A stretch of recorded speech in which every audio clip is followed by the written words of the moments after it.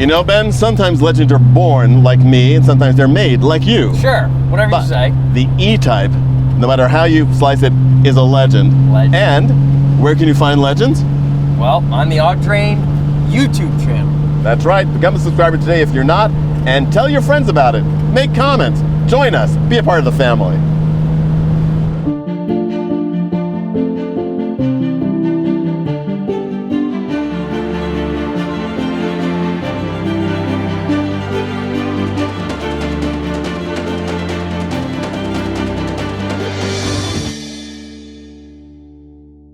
The Jaguar E-Type, or as it's known in the US, the XKE, is truly a legendary motor car. And what's so special about the Jaguar XKE is the many versions through which it passed, but each one maintaining a certain essential character of the car. This is a car which is literally descended from the racers from the 1950s. The D-Type Jaguar was the predecessor of the E-Type, and many of the successes learned in that D-Type, which won Le Mans 3 times, were incorporated into this extraordinary road car. It's also worth talking about what this car represented when it was introduced in 1961. Much like the XK120 in 1948, this was a car from another planet. True 150 mile-per-hour performance in a shape that is just absolutely beautiful and has stood the test of time. You look at this car today and it looks as modern and clean and wonderful as it did when it was brand new.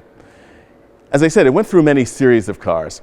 This one is a series 1.5 of 1968. And what makes a 1.5? Well, the series 1 cars had covered headlights. They had a 3.8 liter version of the twin cam XK engine and wonderful, very evocative English toggle switches on the dash and a quilted metal console, very simple form-fitting bucket seats that were very reminiscent of those found in the D-Type and the road-going D-Type, the XK-SS. And it began to become slightly more civilized as the years went on, but the first major changes came about largely as a result of US legislation. The first thing that happened was the great covered headlights disappeared because the headlights had to be higher for US regulations. Another difference beside the uncovered headlights were with the wire wheels. They had now lost their eared knockoffs, and instead in their place these hexagonal hubs for the US and the German markets for safety. Speaking of safety, inside the car more changes occurred. A padded upholstered console now appeared, and the toggle switches were gone, replaced by rubber rocker switches, again for added driver and passenger safety in case of an accident.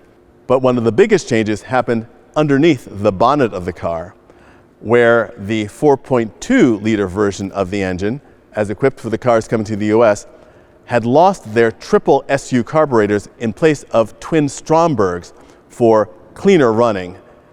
Let's take a look under the hood. You can see on the 4.2 that the cam covers are no longer the polished alloy, but now are these black painted engraving.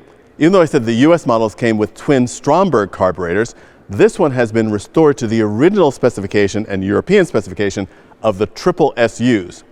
It makes a huge difference and restores the car to its full 265 horsepower configuration. It's something, again, worth mentioning, as I did before, that these are genuine 150 mile per hour cars. And the effect that these had on road testers of the time and on their initial owners cannot be minimized. But even today, these have an amazing effect on the road, one which is undimmed with the passing of years. We're going to take this out in the road and see what an E-Type is like on the road today. Every time I drive an E-Type, and it's usually sort of every 18 months or so, I am reminded of what an incredible spaceship these are. You think about the fact, you know, you're driving a 1968 car. It feels completely modern, but, and actually, oh, let me take that back. ignore what I just said. It doesn't feel completely modern because it has a lightness that no modern car today has. It's just absolutely effortless. And, you know, the idea that these cars were introduced in 1962, it's mind-boggling. Yeah, it's ridiculous. And the E-Types were so ahead of their time in the way that they feel. Just sitting in the seats, they're so comfortable. The gear shift feels how it should. The steering wheel's the right size. The steering placement is good on the road. The whole vehicle is the right shape and the right proportions. You can't substitute anything else in place of an E-Type. You can't. And again, it was this particular magic that Jaguar was really known for. This blend of power and ride quality and handling that is really, I can't think of another car that matches it. I know that you are a great lover of BMWs, and BMW sedans, I think, come closest to Jaguars in that sort of very special blend of power, handling, and ride. But, you know, you think about the fact that this is a 150 mile per hour sports car. From the 60s. You know, BMW wasn't at that level in the 60s. No. And frankly, no one was. And, you know, to me, it's really in a class of things like the Gullwing. Yeah. You know, where they had the utmost performance, the utmost comfort, and you could drive them and do anything with at an extremely high clip. You know, they punch way above their weight, even still today. You know, we were talking about before we started rolling, if you compared this from, you know, your standard sports car from the 80s, right, 20 years after this still drives much better than that. Absolutely, a more complete experience. Not to mention the way that this delivers power, you can't do today.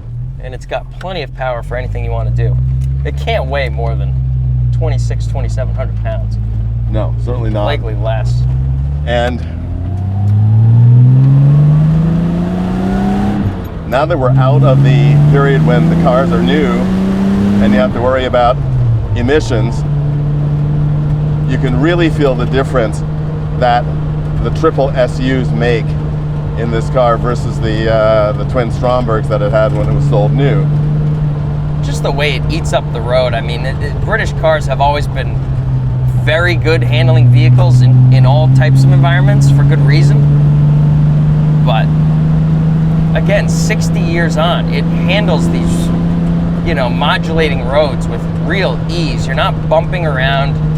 And a lot of it's eaten up by those seats, which I mentioned. And, you know, that really does become part of the suspension in these old cars. You can't sit in a carbon bucket 100%. in a car like this. You know, the tires eat up some of that road, and the seats eat up some of that road. You know, and it makes a big difference. It's something that's been completely forgotten in the design of modern cars, especially sports cars. Yep. The other thing which I love about this, which I'm very curious to get your feedback on as well, is the fact that these tires are very narrow by modern standards. Right. And the car dances. Yeah. You know, some people may feel that as a bit of instability, but to me it gives you confidence because you always know what the car is doing. Yeah, a lot of people fear for the limit, but in old cars, part of the art is finding the limit. Exactly. And understanding how far you can push, you know, and with every time you take the car out, you know where that limit is. So it makes it a bit more fun. And I think cars today are really built as one-trick ponies. Yes. Very few vehicles have these, you know, multiple personalities like an E-Type, like a Gullwing, where you could strap some luggage on it and take it 600 miles, This is without a car issue. you can take for a weekend. You can take, I think, you know, you and I have shared this idea for a very long time, the cross-country drive, to which we are both addicted. Yep. This would be a spectacular cross-country drive. Oh. Although actually for me, the fixed-head coupe would be my choice for the cross-country drive. But that's one of the things we share in common is we're both coupe people. But, you know, the cross-country drive, like you said, as we've talked about in other videos, I think is best done in a coupe. Yes. You don't need a full car. A car this size is great, just the luggage for you and a partner. You've got the agility, you've got the ability to get away from traffic if you need to. And you can also cruise when you want to. You don't have to push the car all the time. Right. When you want to push the car, it's there for you. The athleticism of a vehicle doesn't always have to be right in your face. Exactly. It can kind of hide from you, and you can forget about it for a bit, and then maybe at some point to wake up. And you know, that's the other thing. It's very funny when you think about performance, especially as it regards accident avoidance. Accident avoidance is also responsiveness. It's not just weight. It's not just having, you know, you press the go pedal as hard as you can, you press the stop pedal as hard as you can. It's the flexibility and mobility that the car has, and the confidence. It's absolutely astonishing. I just keep coming back to that word confidence, and I think that I'm eager to see how you compare this with some of the other more modern sports cars that you've driven. And I know that for me, I've never owned an XKE. I have had a number of Jaguar sedans and XJSs, and they're just amazing performance cars. So I'm eager to get your impressions. All right, so immediately, fluid smooth. Put the throttle down 3%, and it's immediately accelerating. And the lightness. Oh. Do you feel the lightness? Oh, the steering is very direct.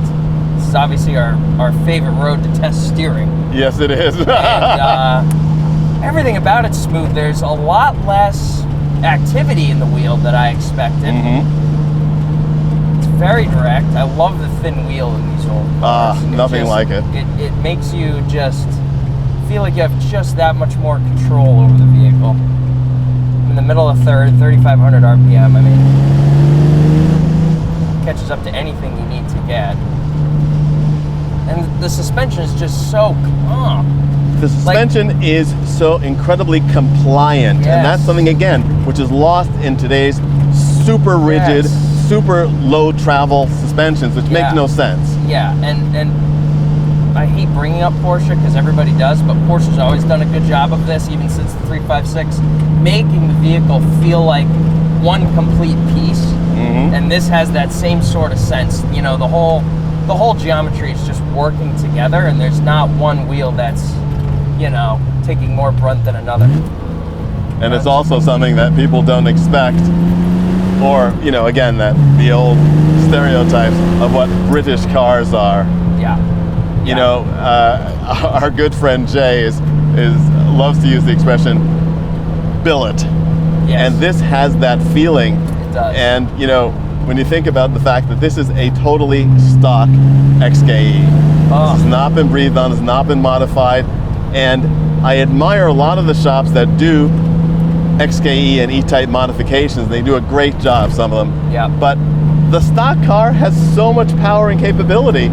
It's like, you know, where are you going to go from here? Oh, everything about it. The clutch is good. Brakes are good. It's compliant. Now, those Eagle E-Types are really cool. Oh no, they're amazing. You know, and it's the same thing in all these other resto mod worlds. There's always a really good one, but you have to appreciate the cars like this. And I think to truly appreciate an Eagle or any of the rest of them, but certainly an Eagle, you have to drive a stock car. Right. You have to figure out where you're coming from to see how you want to enhance it. Because it's not just about adding power, it's not just about putting wider wheels and tires on. How can we improve the package? Exactly. And you think about the fact that these were raced so incredibly successfully in lightweight form and even non-lightweight form, semi-lightweight cars. But you get the feeling of this, just like I get in all my beloved Italian cars, you get the feeling you're driving a race car on the road. Absolutely. Absolutely. But such a good starting point for something like that. I mean, this thing just... How do you feel this compliance as we come across this bridge? It's just absolutely amazing. We call this Stevie's Corner. Oh, it just sits right down. Oh! I mean, we've done that in some modern cars that bounce around more than this. And then up the hill, full throttle. The only other car that has taken that turn on that bridge better than this is a Citroen. Right. Oh, I remember that. That did it really well. But this, even with a convertible, without the rigidity above us, the belly of the car handles the weight so well. Everything about it feels modern. It's like, okay, yeah, sure, the wheel's thinner and the gear shift is notchy and all these stupid little things, but the reality is it drives like a modern vehicle. Like, go sit in that Pierce Arrow that we filmed earlier and then sit in this and tell me it's not a modern car. And just talking about the mechanical grip with the tires that you brought up earlier, you definitely feel that it has thin tires, but that doesn't mean it doesn't have grip. You know where the limit is, you know where it wants to understeer or oversteer. You feel the weight load up really well, but these are all qualities you want to have. You don't want to go into a corner and feel utter confidence and then you're suddenly understeering or suddenly oversteering. You know where that limit is, you know when it's going to happen, and you can really like manipulate the whole drive. You know, and part of this thing is when you drive a car, hello, you have to pick a line. And it's one of those things that you never ever feel that the car is going to do something that you don't know it's about to do. No. And that's what I appreciate. And if it does, that means you're doing too much. You're not listening. If that happens, you're not listening to the car. Right. And it's also, of course, just the classic view through the windshield of that wonderful carburetor bulge and the the air intake bulge and the fenders. It's just spectacular. And that's another thing about this car, just how you sit in it. You're pretty far back because the hood is so long. There's a lot more car in front of you than there is behind you. You know, you're sitting right on that rear axle, which really does help you feel out the whole thing. Yes. You're not right in the middle of the car.